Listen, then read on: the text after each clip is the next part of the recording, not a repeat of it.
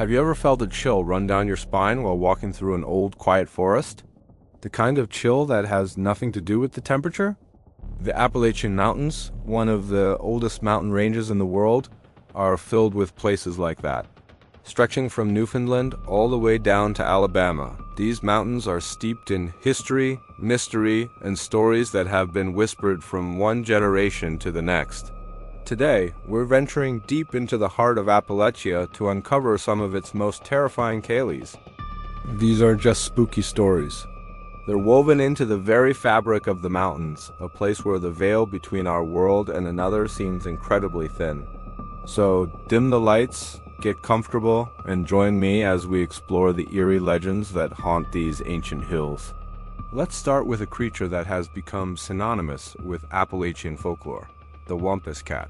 Depending on who you ask, the Wampus Cat is either a terrifying, half-woman, half-cat beast, or a spectral guardian of the mountains. The most famous legend comes from Cherokee folklore. It tells of a woman named Running Deer who, driven by jealousy and suspicion, used a forbidden magical mask made from a bobcat's hide to spy on the men of her tribe during a sacred hunting ceremony. As they sat around the fire telling secret stories, she listened from the shadows. But the spirits of the mountains, angered by her sacrilege, punished her. The mask fused to her face, twisting her body into a monstrous four-legged creature. She was cursed to roam the woods for eternity, a lonely, howling beast. Even today, people in eastern Tennessee and western North Carolina report hearing its bone-chilling cries echoing through the hollers. They describe it as a sound that's part woman's scream, part wildcat's yowl. Some even claim to have seen its glowing yellow eyes peering at them from the darkness, a stark reminder that some ancient rules should never be broken. Next, we journey into the realm of the unexplained with the mysterious brown mountain lights. For over a century, strange, phantom lights have been appearing over Brown Mountain in North Carolina. These glowing orbs of white, red, and blue rise from the valley, hover mysteriously in the air, and then vanish without a trace. They've been documented since at least 1913, baffling scientists and locals alike. The earliest official investigation concluded they weren't car headlights, train lights, or reflections. So what are they? Appalachian folklore offers several chilling explanations. One popular story says they are the spirits of Cherokee and Catawba warriors, forever searching for their fallen comrades after a great battle on the mountain long ago. Another legend claims they are the lanterns of heartbroken spirits, searching for loved ones lost in the treacherous mountain terrain. Some even say it's the ghost of a man murdered on the mountain, his spirit still wandering with a lantern, looking for his killer. Whatever their origin, watching the Brown Mountain lights is a surreal and unsettling experience. Eyewitnesses describe a profound sense of awe mixed with an eerie feeling of being watched by something ancient and unknown. It's a phenomenon that science can't quite explain, leaving room for the supernatural to take hold. Now, let's talk about something a little more human, but no less terrifying. The Spearfinger. This tale, also from Cherokee legend, is the stuff of nightmares. A story told to children to keep them from wandering off alone.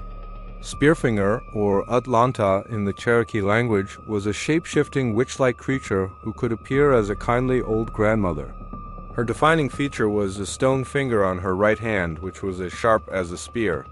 She would use this disguise to lure children away, promising them treats or a fun game. Once she had them alone, she would use her stone finger to pierce their liver, her favorite food, and devour it. Her lair was said to be hidden deep within the mountains, littered with the bones of her victims. The Cherokee warriors eventually banded together to stop her. They learned that her only vulnerability was her heart, which she didn't keep in her body. After a great battle, they discovered she kept her heart in a small box. They destroyed it, and the terrifying Spearfinger was finally vanquished. But the story lives on, a chilling warning whispered on the wind. The tale serves as a powerful reminder of the hidden dangers that can lurk behind a friendly face, a fear as old as the mountains themselves. Of course, no tour of Appalachian horror would be complete without mentioning the Mothman.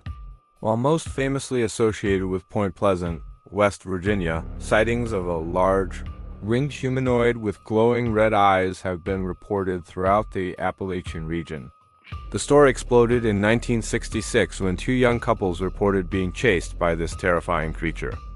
They described it as being about 7 feet tall, with a massive 10-foot wingspan and eyes that glowed like red headlights.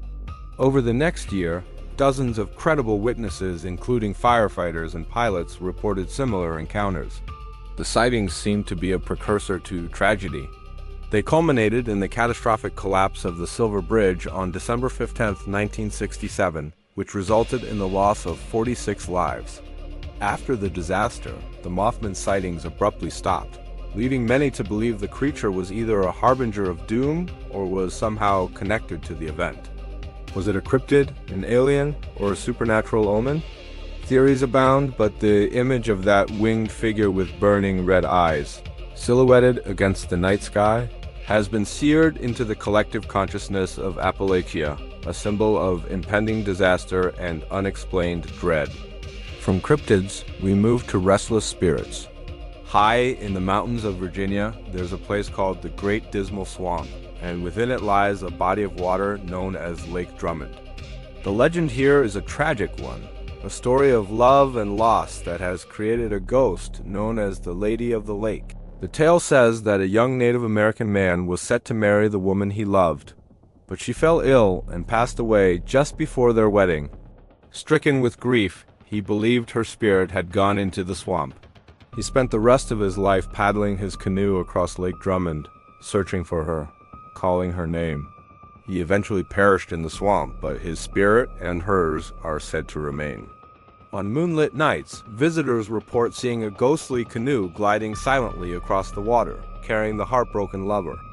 Others claim to see the spectral figure of a woman in white, wandering the shoreline, forever waiting. The air around the lake is said to be heavy with sadness, a place where the sorrow of the past is so thick you can almost feel it. Finally, we must speak of the knot deer. This is a more modern piece of folklore, spreading through online forums and word of mouth, but it has deep roots in the unsettling nature of the Appalachian wilderness. The knot deer is a creature that, at first glance, looks like a deer. But the longer you look, the more you realize something is terribly wrong. Its legs might bend the wrong way.